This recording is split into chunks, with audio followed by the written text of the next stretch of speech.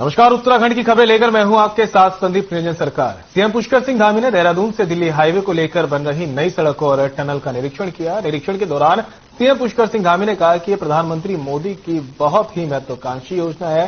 गौरतलब है कि देहरादून से दिल्ली हाईवे के लिए बन रहे एक नए टनल और सड़क निर्माण का कार्य मार्च 2024 तक बनकर तैयार हो जाएगा। ये पूरा एलिवेटेड हाईवे 1700 करोड़ की लागत से तैयार किया जा रहा है। सीएम पुष्कर सिंह धामी ने कहा कि हाईवे के बन जाने के बाद देहरादून से दिल्ली की दूरी 2 से ढाई घंटे में तय की जाएगी, जिससे यहां के लोगों का समय भी बचेगा। और साथ ही उन्होंने कहा कि दिल्ली एनसीआर से आने वाले लोगों के लिए भी ये मार्ग सुविधाजनक होगा। वहीं उन्होंने कहा कि निरीक्षण के दौरान अधिकारियों को दिशा निर्देश दिए गए हैं कि जल्द से जल्द कार्य को पूरा किया जाए।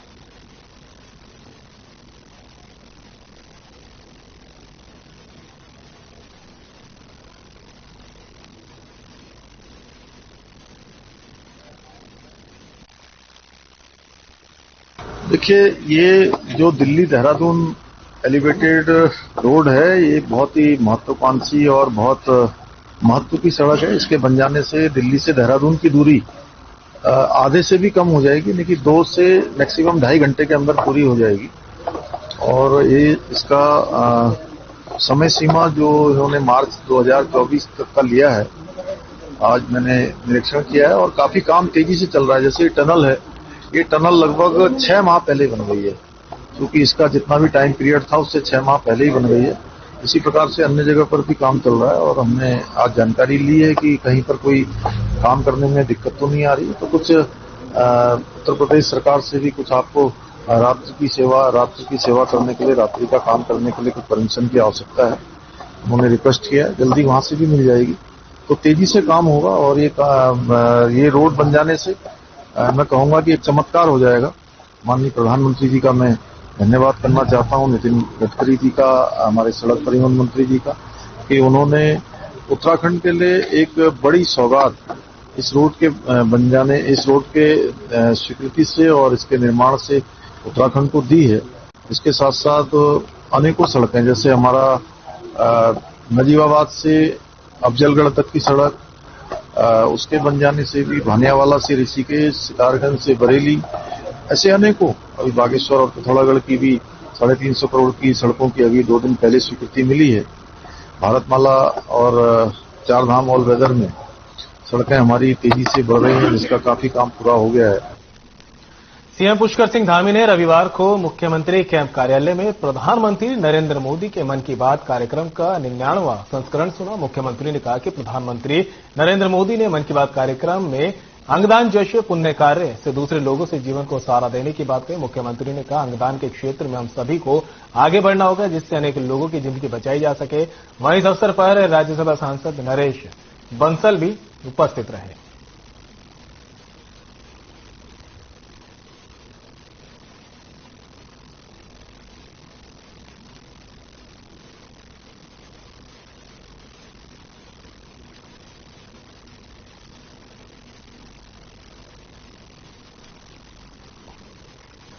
मुख्यमंत्री पुष्कर सिंह धामी अपने परिवार समेत उत्तराखंड और यूपी बॉर्डर के पास स्थित डाट काली मंदिर पहुंचे। मंदिर पहुंचकर परिवार के साथ मंदिर में पूजा अर्चना की और प्रदेश की खुशहाली की कामना की। सीएम धामी के साथ उनकी पत्नी गीता धामी, दोनों पुत्र और उनकी माता ने पूजा की। पूजा अर्चना के बाद सीएम धामी एलिवेटेड और राष्ट्रीय राजमार्ग में हो रहे निर्माण कार्यों का जायजा लेने पहुंचे।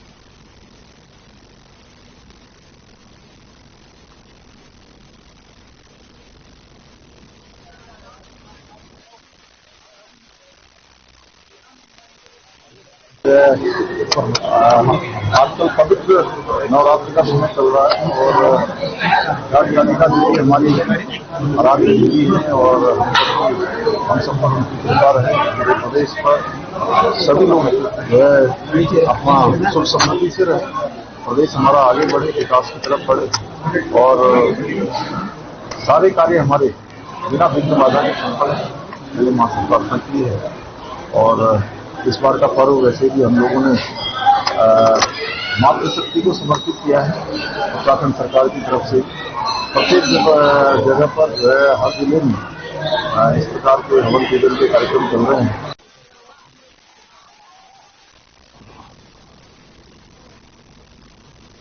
प्रदेश सरकार के 1 साल पूरे होने पर डोईवाला ब्लॉक के भानियावाला और रायवाला में 2 बड़े कार्यक्रम होंगे। कार्यक्रम को लेकर डोईवाला ब्लॉक सभागार में खंड विकास अधिकारी जगत सिंह की अध्यक्षता में अधिकारियों की बैठक का आयोजन किया गया और कार्यक्रम को लेकर रूपरेखा बनाई गई। डोईवाला के भानियावाला में डोईवाला विधायक ब्रजभूषण गैरोला की अध्यक्षता में धामी सरकार के 1 साल बेमिसाल को लेकर व्यापक रणनीति बनाई गई, तो वहीं रायवाला में भी कैबिनेट मंत्री प्रेमचंद अग्रवाल की अध्यक्षता में होने वाले कार्यक्रम को लेकर भी अधिकारियों ने चर्चा की है। बीजेपी कार्यकर्ताओं समेत क्षेत्रवासियों में भी उत्साह का माहौल देखने को मिल रहा है।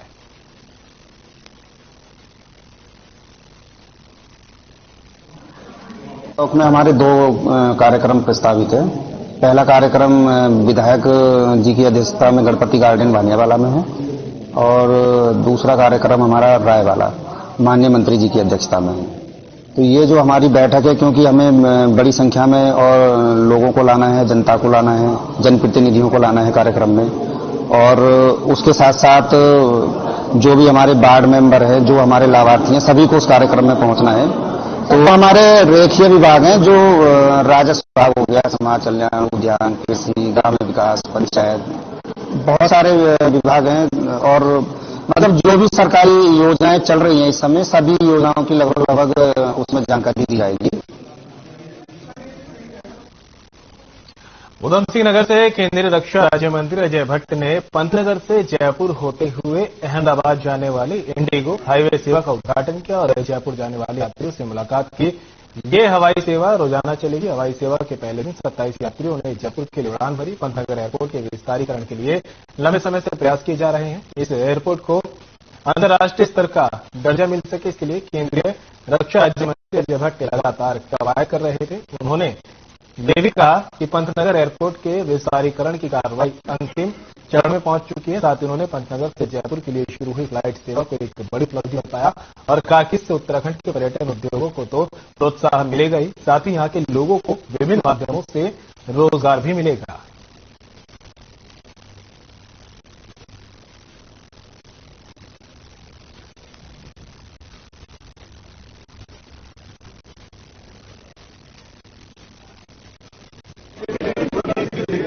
टूरिज्म प्लेसेस जो डेस्टिनेशंस हैं उनकी कुमाऊं क्षेत्र में है, इतना ही हमारा चारधाम समेत जो वहां के हमारे पर्यटन स्थल है उतने ही हमारे गढ़वाल मंडल में है। दोनों मंडल हमारे कनेक्ट रहेंगे और पर्यटन की दृष्टि से यहाँ चहुमुखी उन्नति होगी, बेरोजगारों को रोजगार मिलेगा और हर चाहे बिजनेसमैन हो या हमारे टैक्सी वाले हों या हमारे अन्य कोई हमारे वाहन, जैसे कि कई जगहों तो मोटरसाइकिल का भी हमने नैनीताल में तो उसका भी हमने परमिट कर दिया। संभवतः यहाँ भी क्या है हमने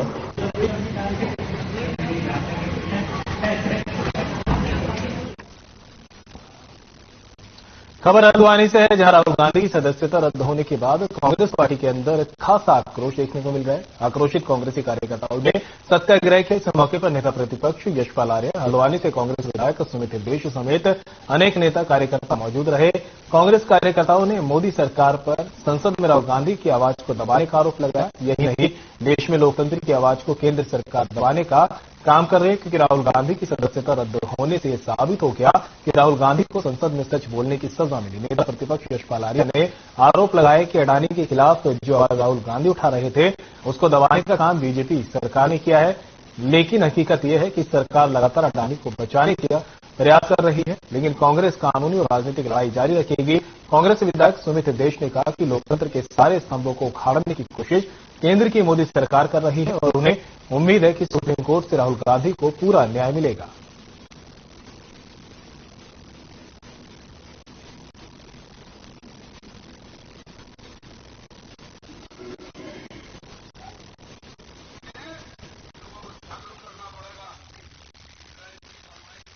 सदन में और सदन के बाहर लगातार उठाते रहे हैं। 4000 किलोमीटर की यात्रा में वो देश की और एक देश की एकता और अखंडता की बात करते रहे हैं। धर्म, जाति, मजहब के का जो आज पूरे देश और में देश को धर्म जाति के आधार पर बांटा जा रहा है, समाज को विभाजित करने की लगातार कोशिश की जा रही है, देश को खंडित करने की कोशिश की जा रही है। उसी परिप्रेक्ष्य में आदरणीय राहुल गांधी जी ने खुलकर भारतीय जनता पार्टी पर हमेशा हमला भी किया और और सच का आईना भी दिखाया। और जिस तरह से लोकसभा में राहुल गांधी जी को उनके वक्तव्य देने से रोका गया, उन्होंने उनका सवाल किया था। नहीं, इस प्रकार से अपील करने तक का मौका राहुल जी को नहीं दिया गया। मैजिस्ट्रेटियल इंक्वायरी तक नहीं हुई है। जो निर्णय आया है बहुत बड़ी विसंगति है इस निर्णय की।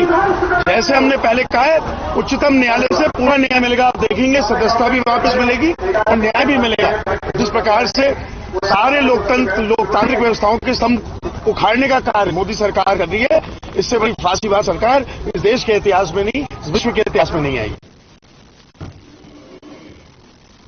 कांग्रेस नेता राहुल गांधी की सदस्यता रद्द होने के बाद राजनीति गर्मा गई है। इस मामले के बाद कांग्रेस लगातार केंद्र सरकार पर हमलावर है। इसी को लेकर अल्मोड़ा में कांग्रेस कार्यकर्ताओं ने काली पट्टी बांधकर विरोध जताया। गांधी पार्क में हुए इस धरना प्रदर्शन में कांग्रेस के दिग्गज नेता और पूर्व विधानसभा अध्यक्ष गोविंद सिंह कुंजवाल ने शिरकत की। इस दौरान गोविंद सिंह कुंजवाल ने मोदी सरकार पर जमकर हमला बोला।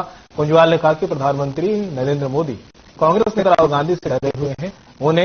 उन्हीं खुशी जाने का एहसास होने लगा है, जिस कारण लगातार पुराने बयानों को तोड़ मरोड़ कर पेश किया जा रहा है।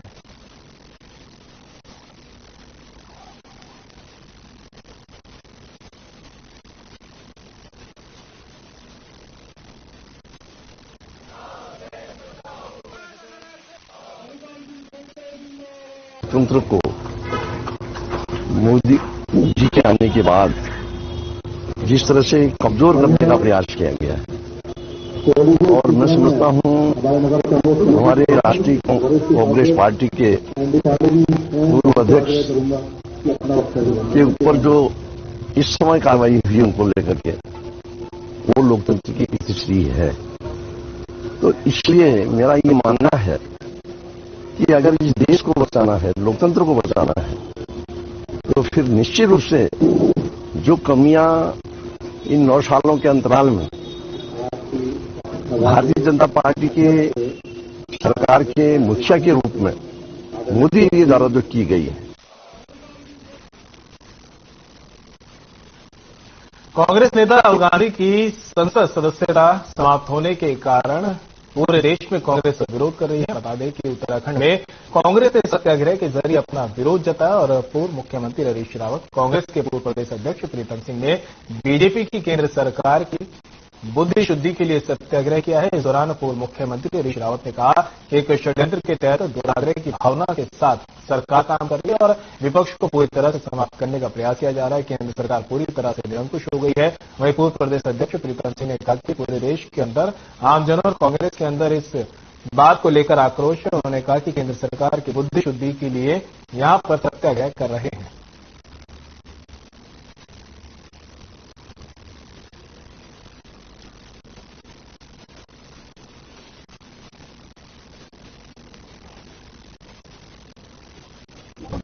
लोकतंत्र पर प्रहार हो रहा है और इसको बचाने के लिए राहुल गांधी जी ने आवाज बुलंद करने का काम किया और सत्ता के इशारे पर राहुल गांधी जी की लोकसभा की सदस्यता को समाप्त किया गया है। पूरे देश के अंदर आमजन में, कांग्रेस जनों में आक्रोश है और आज हम यहाँ पर केंद्र सरकार की शुद्धि और बुद्धि के लिए जो है बैठे हैं कि ईश्वर उनको सद्बुद्धि दे और जो इस देश का लोकतंत्र है, जो संविधान के तहत संचालित करता है, उसमें आस्था व्यक्त करते हुए देश के अंदर सद्भाव की बात करने का काम। सत्ता के दुराग्रहों के खिलाफ, सत्ता के अहंकार के खिलाफ, सत्ता के जिस तरीके से संविधान की और लोकतांत्रिक मर्यादाओं की अवहेलना की जा रही है, एक षड्यंत्रपूर्ण तरीके से विपक्ष को समाप्त करने की साजिश की जा रही है। रुड़की के सिविल लाइन कोतवाली क्षेत्र के चंद्रशेखर चौक के पास कांग्रेस ने एक दिवसीय प्रदर्शन किया। बताते राहुल गांधी की संसद की सदस्यता समाप्त किए जाने के विरोध में कांग्रेस कार्यकर्ताओं ने बीजेपी के खिलाफ धरना प्रदर्शन किया है। इस मौके पर बड़ी संख्या में कांग्रेस के नेता और कार्यकर्ता मौजूद रहे। साथ ही शांति व्यवस्था खराब न हो इसलिए पुलिस बल भी तैनात रहा। वही पुलिस का कहना है कि धरना प्रदर्शन करने वालों ने किसी भी तरह की कोई अनुमति नहीं थी, जिस वजह से उनका यह धरना प्रदर्शन गलत था, इसलिए उन सबको एक वाहन में बैठाकर धरना प्रदर्शन की जगह से हटा दिया गया।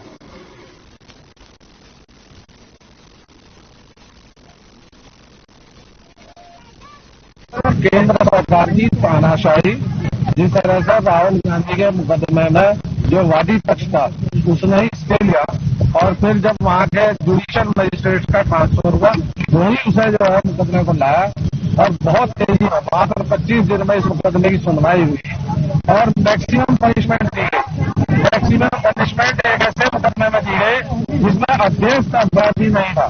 एक अपराधी के लिए तो ये उचित थी, लेकिन राजनीतिक कार्यकर्ताओं देश के सबसे बड़ी पार्टी के नेता के खिलाफ इस तरह का जो कानून के आड़ में जो निर्णय लिया गया उसकी हम आलोचना करते हैं।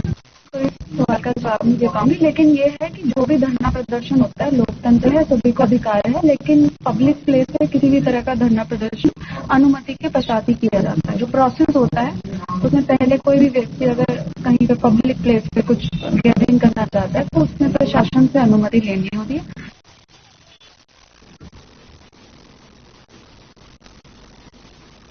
जरूरतमंद मरीजों की मदद के लिए 10 सेवियर संस्था ने जयराम आश्रम में रक्तदान शिविर का आयोजन किया। रक्तदान शिविर में अब तक 60 यूनिट रक्त एम्स ब्लड बैंक की टीम एकत्रित कर चुकी है।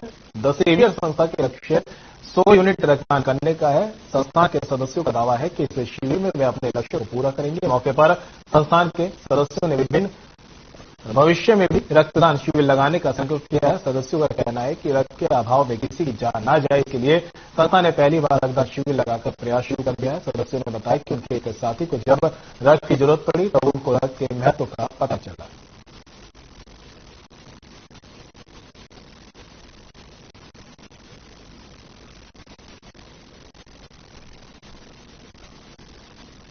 आज हमारी संस्था द सेवियर्स के नाम से हमने अपनी एक संस्था बना रहे हैं। हम लोग इनिशियली हम लोग इसको शुरुआत कर रहे हैं और आज हमने यहाँ पे एक रक्तदान का एक शिविर लगाया है, जिसमें हमारी उम्मीद कोशिश यही है कि 100 लोग आके 100 हमारे पास टोटल यूनिट इकट्ठी हो जाए।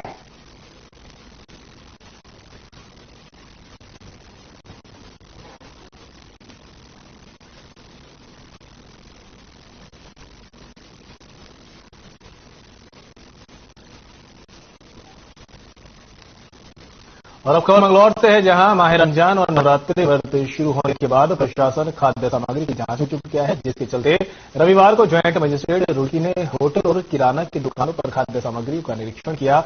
इस ज्वाइंट मजिस्ट्रेट के निरीक्षण के दौरान अधिकतर दुकानदार अपनी दुकानों पर ताला लगाकर गायब हो गए। ज्वाइंट मजिस्ट्रेट अभिनव विश्वास ने बताया कि आगामी त्योहारों को लेकर बाजारों का निरीक्षण किया जा रहा है ताकि खाद्य सामग्रियों में किसी तरह हेराफेरी न हो। साथ ही कुत्तों का आटा रखने वाले दुकानदारों का भी निरीक्षण किया गया। नवरात्रि व्रत के साथ माह मुबारक रमजान भी चल रहे हैं, इसलिए बाजारों में खाद्य अधिकारियों के साथ मिलकर निरीक्षण किया जा रहा है।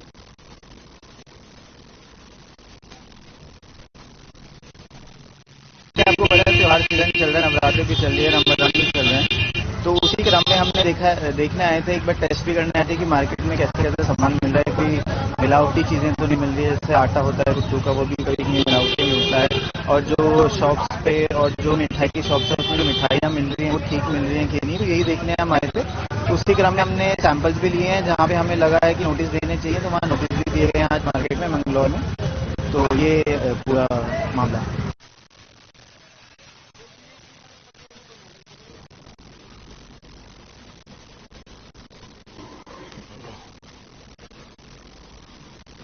हिंदू नववर्ष के आगमन के साथ ही चैत्र नवरात्र की शुरुआत हो चुकी है। भक्त मंदिरों में पूजा अर्चना कर रहे हैं। वहीं अल्मोड़ा के मोहल्लों में देवी जागरण का आयोजन किया जा रहा है। इस दौरान स्थानीय लोगों के माता की चौकी का आयोजन किया, जिसमें सभी लोगों ने बढ़ चढ़कर हिस्सा लिया। बता दें कि नवरात्रि के उपलक्ष्य में हर साल यहां माता की चौकी का आयोजन किया जाता है। इस बार स्थानीय कलाकारों ने राधा कृष्ण के फूलों को होली से माता की चौकी में 4 चांद लगा दिए। सभी भक्तजनों ने माता की चौकी का आनंद लेते हुए प्रसाद ग्रहण किया।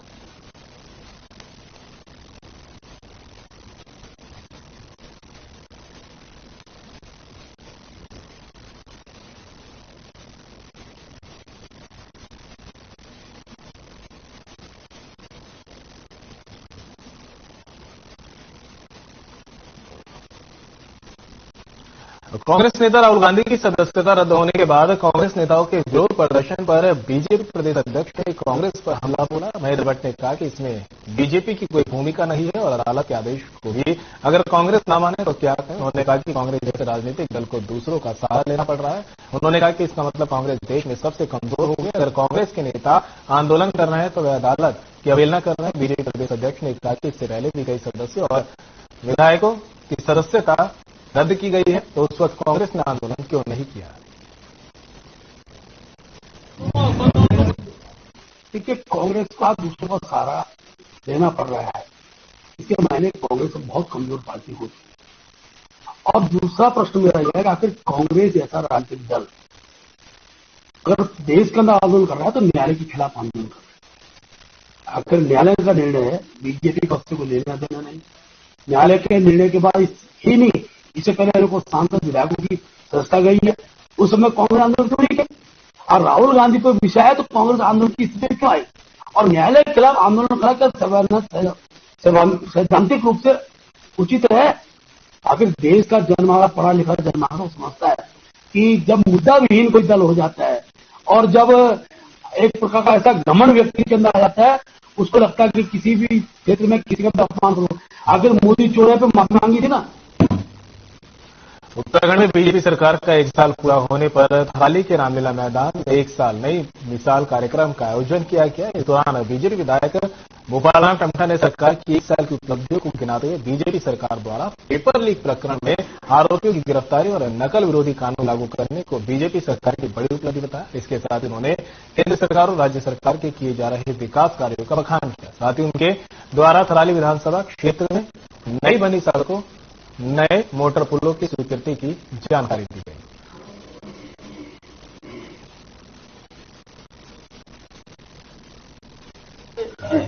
मैं अपने यशस्वी मुख्यमंत्री जी का धन्यवाद करना चाहता हूं कि जो हमारा दृष्टिपथ था, जो हमने लोगों के बीच जाकर के अपनी बात रखी थी, उस भरोसे पर हमारे माननीय मुख्यमंत्री जी ने उस भरोसे को कायम किया है।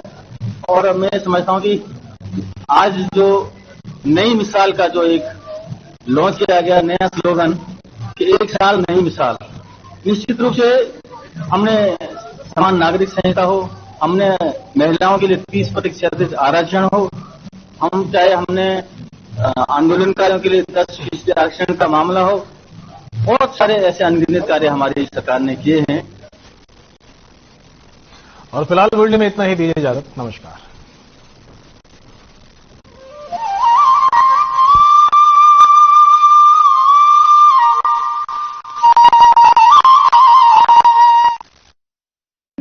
Hey mom, hey, look, I can download a song really fast.